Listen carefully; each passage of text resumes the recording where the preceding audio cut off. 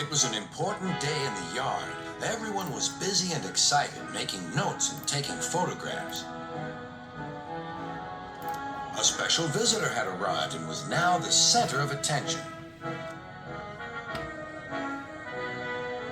"Who is that?" whispered Thomas to Duck. "That," said Duck proudly, "is a celebrity." "A what?" asked Percy. "A celebrity is a very famous engine," replied Duck. "Driver says we can talk to him soon." "Oh," said Thomas, "he's probably too famous to even notice us." Just then, Gordon arrived. "Puh," said Gordon. "Who cares? A lot of fuss about nothing, if you ask me." And he steamed away. Later that night, the engines found that the visitor wasn't conceited at all.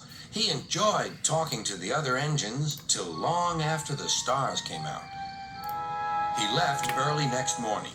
Gordon was still complaining. "Good riddance," he grumbled, "chattering all night. Who is he anyway?" "Duck told you," replied Thomas. "He's famous."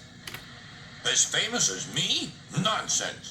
"He's famouser than you. He went 100 miles an hour before you were even thought of." "Huh, so he says," huffed Gordon, "but I didn't like his looks. He's got no dome. Never trust domeless engines. They're not respectable.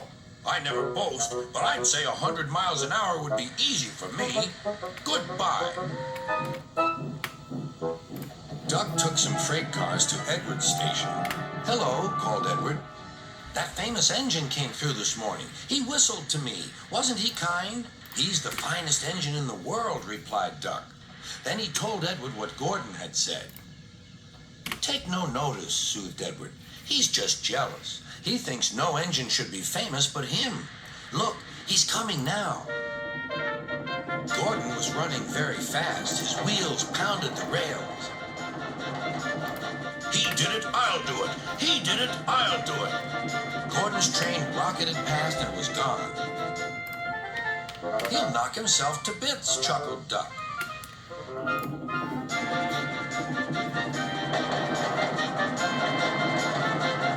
Gordon's driver eased him off.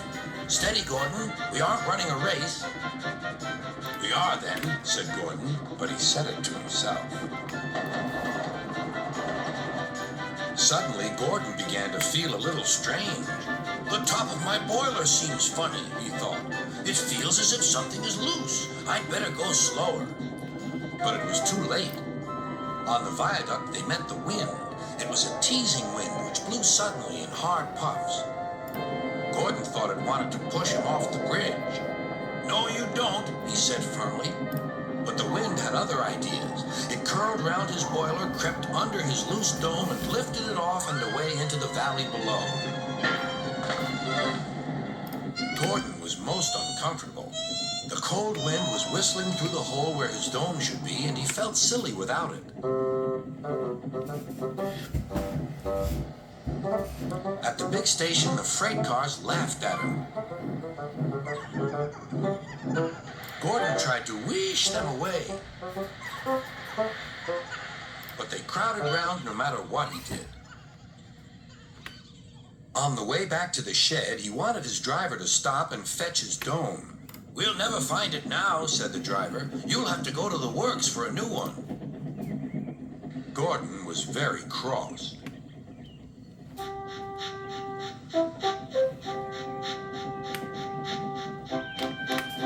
"I hope the shed is empty tonight," he huffed to himself. But all the engines were there waiting. "Never trust domeless engines," said a voice from somewhere behind him.